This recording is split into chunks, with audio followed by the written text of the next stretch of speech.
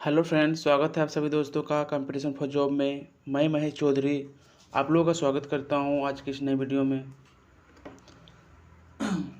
आज की इस वीडियो में हम बात करेंगे दोस्तों खोटा व्याकरण के टॉपिक्स से रिलेटेड, जो कि जेसीसी सीजीएल और झारखंड नगर पालिका सेवा संघ में ये जो व्याकरण ऐड हुआ है नया सिलेबस के अकॉर्डिंग, उसमें आपको खोटा व्याकरण भी पढ़ना है।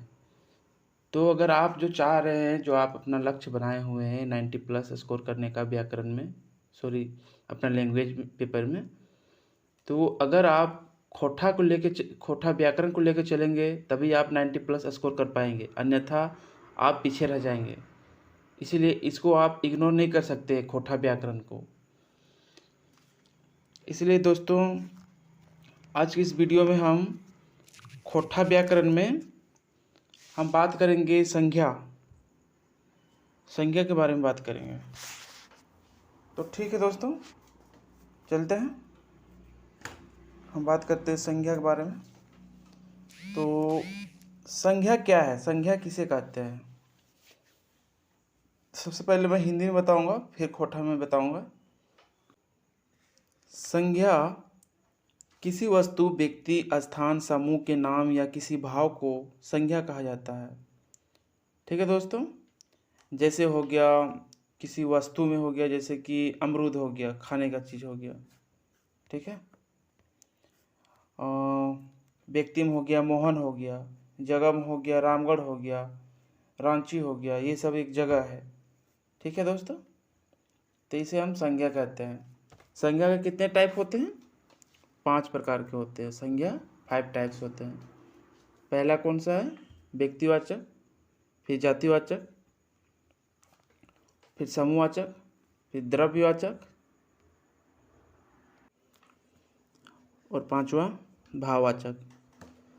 तो एक एक करके मैं डिस्कस करूंगा दोस्तों ये पांचों टाइप्स के बारे में। जो संज्ञा का 5 टाइप्स हैं, ये पांचों के बारे में मैं डिस्क्राइब करके मैं बताऊंगा कि पांचों जो भाग हैं, जो टाइप्स हैं, वो कैसे जानेंगे कि ये जातिवाचक है कि व्यक्तिवाचक है कि भाववाचक है। तो चलिए मैं बात करता हूँ व्यक्तिवाचक संज्ञा से। तो व्यक्तिवाचक संज्ञा हिंदी में पहले बात करूँगा। जिस संज्ञा से किसी एक व्यक्ति, वस्तु या स्थान का बोध होता है उसे व्यक्तिवाचक संज्ञा कहते हैं। जैसे मोहन, यानी कि आप देख सकते हैं यहाँ मोहन एक नाम है, व्यक्ति। गंगा नदी, दिल्ली एक स्थान है, जापान एक देश का नाम है। ठीक है, तो ये एक क्या कहते हैं इसको, एक व्यक्तिवाचक संज्ञा है। क्यों है? अगर मोहन की जगह में अगर हम मनुष्य बोलेंगे तो ये एक जाति हो जाएगा। ठीक है, क्योंकि पूरा मनुष्य जाति का बोध हो रहा है। ठीक इसी प्रकार गंगा एक नदी है। अगर मैं नदी बोलूँगा तो नदी के अंतर्गत बहुत सारे नदियों के नाम आ जाते हैं, जैसे गंगा, ब्रह्मपुत्र, गोदावरी, दामोदर। ठीक है, तो नदी एक जातिवाचक है, लेकिन गंगा एक नदी, एक पार्टिकुलर एक नदी के नाम का बोध हो रहा है। ठीक है, इसलिए मैं इसे व्यक्तिवाचक कहूँगा। ठीक है, जापान क्या है? एक देश है, तो देश हो जाएगा जातिवाचक। लेकिन उस देश के अंदर में अगर नाम लेके पुकार रहे हैं, जैसे कि जापान, भारत, ठीक है, इंग्लैंड, फ्रांस, ये सब व्यक्तिवाचक हो जाएगा। तो ठीक है दोस्तों, इतना तो आप समझ ही गए होंगे। फिर मैं बात कर जातिवाचक के बारे में। जातिवाचक किसे कहते हैं? तो जातिवाचक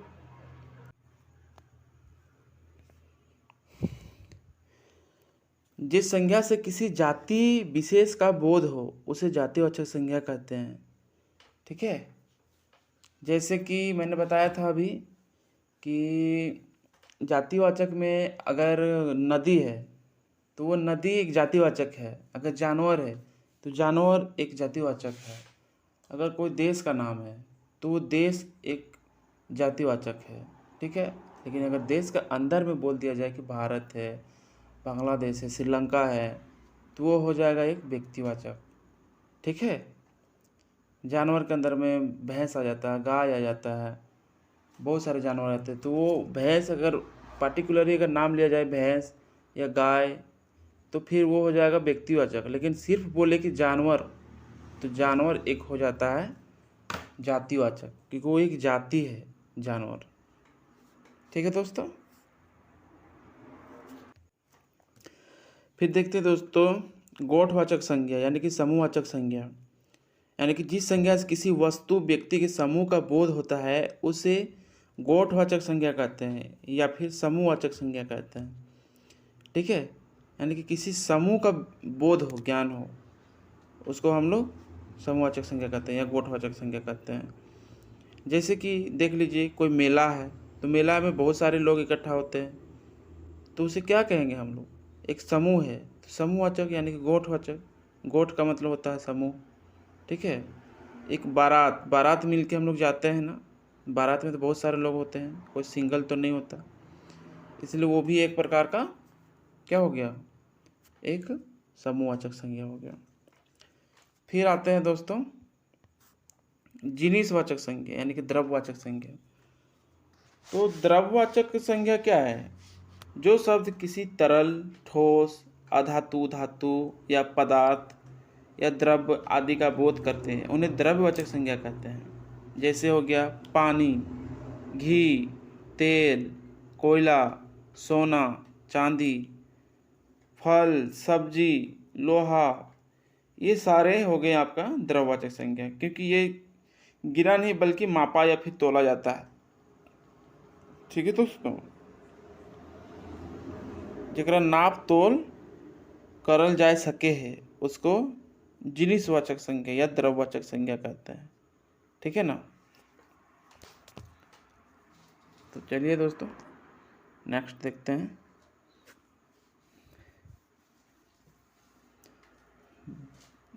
भाव गुणवाचक संज्ञा या भाववाचक संज्ञा।